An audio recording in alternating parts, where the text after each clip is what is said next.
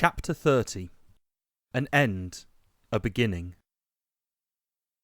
Somewhere in Haggard, a dog was barking. Somewhere a driver beeped his horn, and somewhere else people were laughing. It was a Friday night and music drifted to Stephanie's open window from the bars and pubs on Main Street, snatches of songs piggybacking on the warm breeze. Stephanie sat in her swivel chair, her foot resting on the bed. Skulduggery had taken her to a friend of his, a cantankerous old man who had mended her broken leg within an hour. It was still stiff and she couldn't walk on it, but the bruising had gone down, and in another few days it would be like it had never been broken at all. She didn't mind the recuperation period she had been advised to take. After the week she'd just had, a week in which she'd seen wonder and magic and death and destruction, she could do with a little holiday. Skulduggery Pleasant sat on the windowsill and told her what was happening in the world outside her bedroom. The white cleaver had vanished, and they still didn't know why, or even how, he had ignored his master's final command. Skulduggery had a suspicion that he was under orders from somebody else, but just who this mystery master was he didn't yet know. Serpine's allies had resurfaced and struck, and then vanished again when the news of the sorcerer's demise had reached them. Serpine's grand scheme may have failed, but because of it the cleaver's numbers had been decimated, and their duties now stretched them thin. "How's Tanith?" Stephanie asked. "Will she be okay?" "She's lucky to be alive. The injury she took was severe, but she's strong. She'll pull through. I'll take you to see her when you're rested." "And Ghastly? Any change?" "I'm afraid not. They're keeping him safe, but we don't know how long he'll stay like that. Fortunately for him, the time will pass in the blink of an eye. The rest of us will have to wait."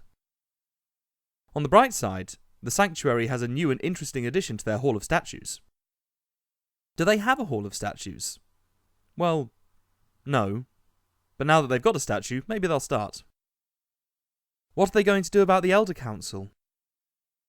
Meritorious was a good man, and the most powerful Grand Mage we had seen in a long time.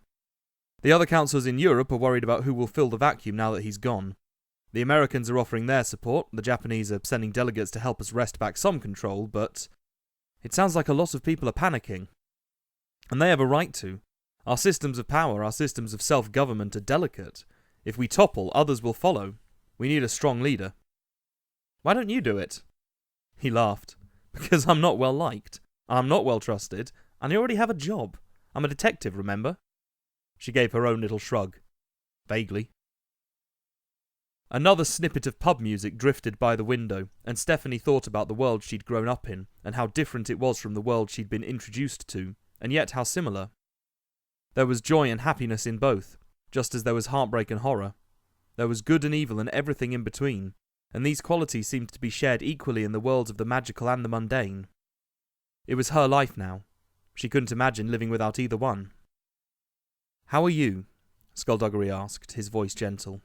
"Me? I'm fine." "Really? No nightmares?" "Maybe one or two," she admitted. "They'll always be there, reminding us of where we went wrong. If you pay attention to your bad dreams, they can help you." "I'll be sure to keep that in mind next time I'm asleep."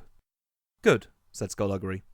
"In any event, get well soon. We have mysteries to solve and adventures to undertake, and I need my partner and student with me." "Student?" He shrugged. "Things are going to get a lot rougher from here on in, and I need someone to fight by my side. There's something about you, Valkyrie. I'm not quite sure what it is. I look at you and you're reminded of yourself when you were my age?" "Oh, no.